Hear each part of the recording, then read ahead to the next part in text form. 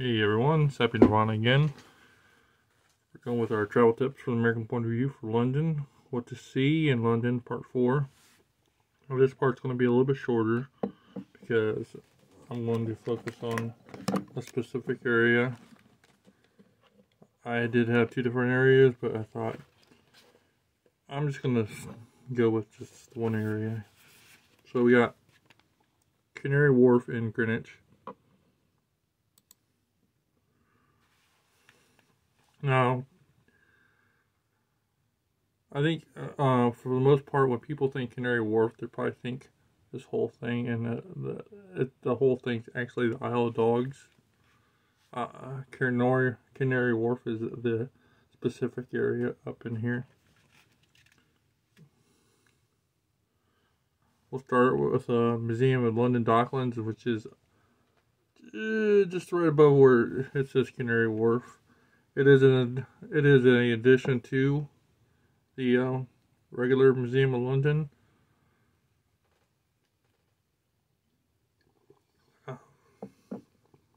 They have a lot of stuff that pertains to what they call Docklands area, which would be the Isle of Dogs.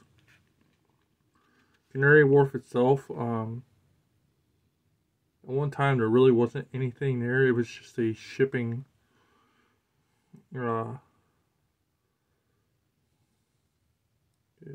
hub, pretty much. And from there, the the area that became Canary Wharf really sprouted, and it's kind of I don't want to say a micro city, but with the skyscrapers and stuff, it's kind of thing of its own to London. Over here, you have the O2, which is known for concerts and other big events in London. That is probably outside the theater district and Wembley. It's probably the premier place to go. When we're getting into Greenwich proper, one of the really interesting things, and there is another one that's I believe right over here, but there's a foot tunnel, and before they had the foot tunnel, they would ferry people from Greenwich or to Isle of Dogs to work. Well, they eventually thought it would be easier if they could just walk across. Well, they obviously can't walk across the river. They could have built a bridge, but because of the ships coming up and down the Thames, they were trying to, I think, limit how many bridges were actually going across the Thames, so they built a foot tunnel underneath it, and it is open, and it's a different experience to actually walk underneath the river. On the south side of the river, we have the Cutty Sark, which was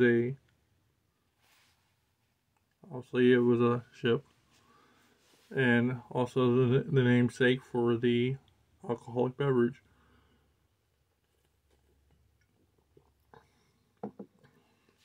It was a cargo ship. It took out tea and what other goods around the world. You go into Greenwich and you will find Greenwich Market. They also have an vintage market, which didn't have a whole lot, but we were there very early. But the market itself is pretty nice. It's a mixture of your traditional vendors and your food vendors. Down here we have Greenwich Park, which is a lot bigger than what I have on the screen here, but it contains a multitude of things. The Queen's House. It contains the Royal Observatory. contains the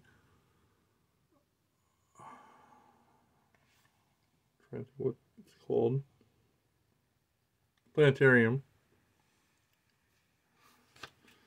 and several other things. Now at the Royal Observatory, you will find the Prime Meridian.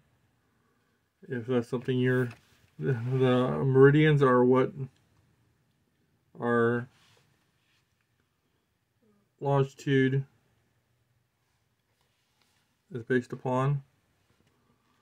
So, obviously, going north and south, you have the Prime Meridian. Going east and west, it starts from the equator, going up and down. Once again, that's at the Royal Observatory, which is definitely a place I think should be checked out. Also within the park, just on the edge, is the National Maritime Museum. And it holds a lot of the history of the maritime for Britain.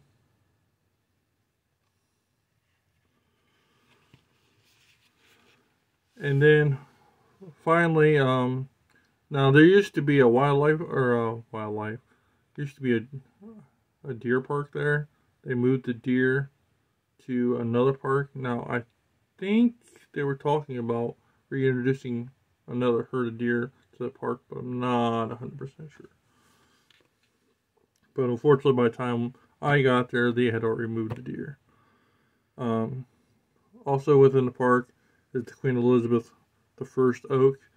It was an oak tree that was planted in the 12th century. Now the oak tree is felled.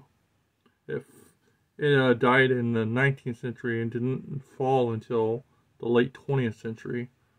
So someone might say, well, what do I want to see a dead tree for? It's just, once again, one of those historical things, because several things are supposed to happen. One involving Henry VIII. So, I mean, there's a marker there explaining it. But, once again, just one of those quirky history things. And last thing we're going to go over is the Thames Barrier, which is right here.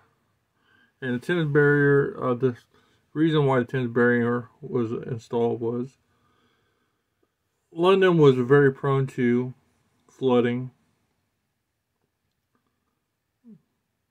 A lot due to the tides, but also the amount of precipitation that we get, increasing the level of the river. So they built a movable barrier to help regulate how much of the water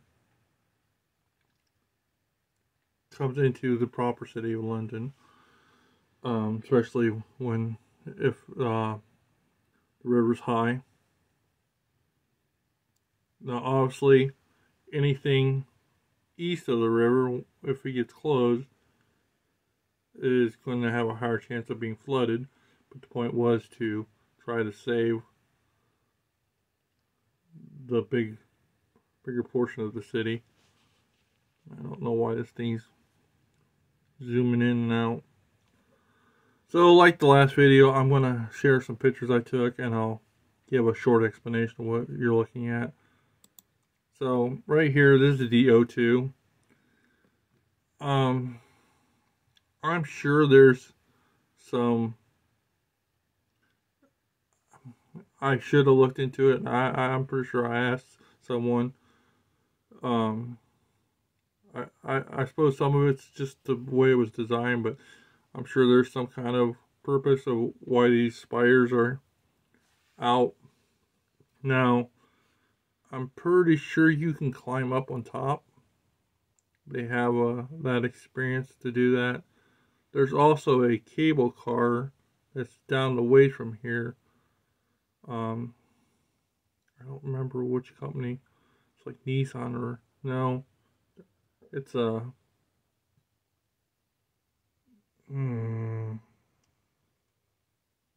Emirates maybe. You can see the post right here. Operate a cable car that goes from the northern side of the river to the southern side. But this is where your most of your major concerts for your bigger acts are going to be if you're going to go to London. Which I'll tell you right now, you have to get tickets well in advance, especially for big time artists, because they sell out very quickly. I was looking for tickets for me and my friend for Corey Taylor, and this was maybe a month or two out, and they were sold out already. So this is at the Royal Observatory. This is just a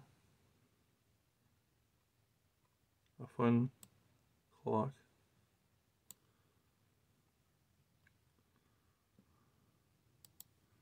This is the Royal Observatory. And this building's been here for a very long time. I mean, you're talking at around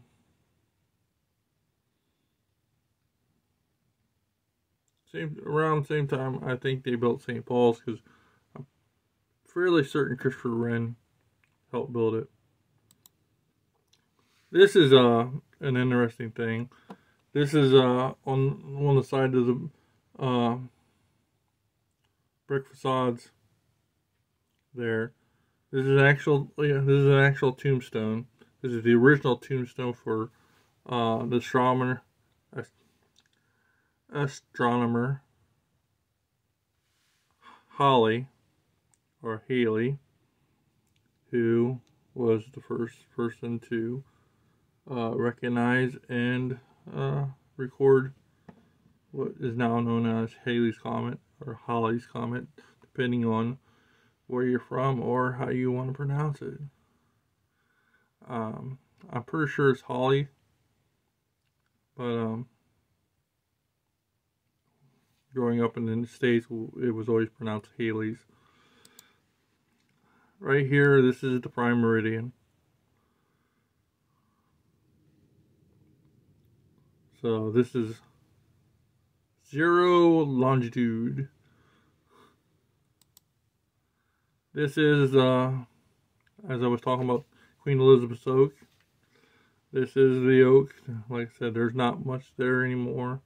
But like I said, historical reverence, and I don't think it's a little blurry here, but it kind of gives a little bit of history behind it. This here is the Thames Barrier. Like I said, it controls the height of the river as it's going into the main city of London to prevent catastrophic flooding. This is at the Maritime Museum. This is Lord Admiral Nelson's actual coat that he wore at the Battle of Trafalgar. It still has the bullet holes in it from where he was mortally wounded.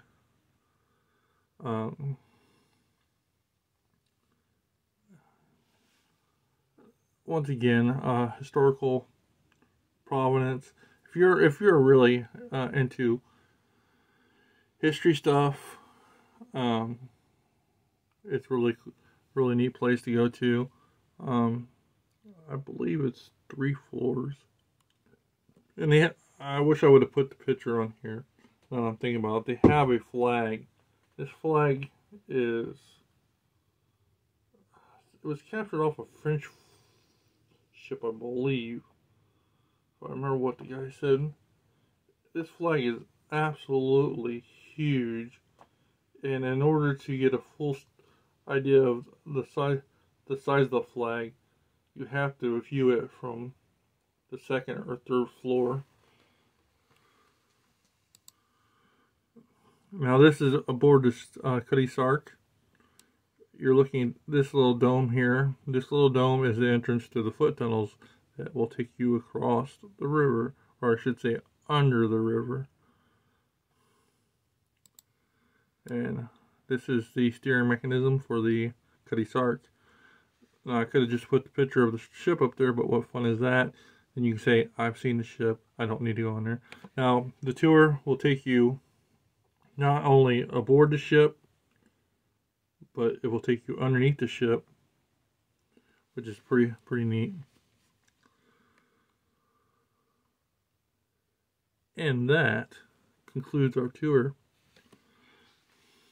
So, it's a little bit shorter than the last video. Our next video, I'm going to deal with some of the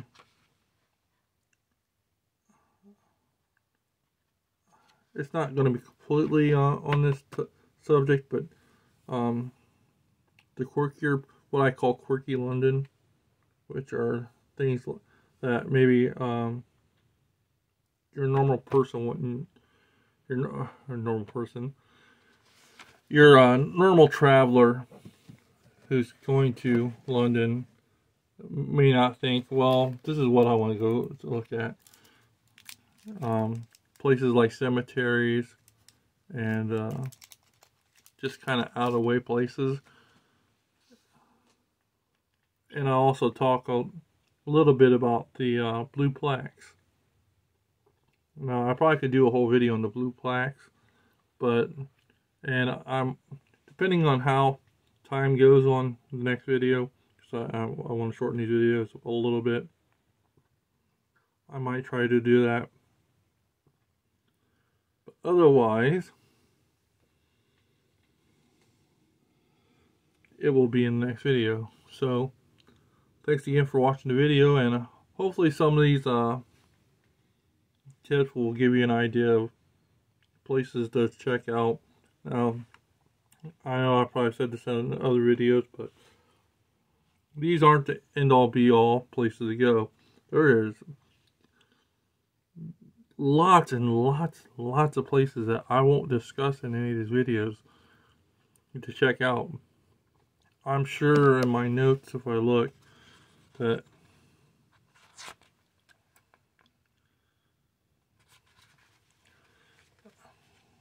yeah, I really won't get into going into Wembley.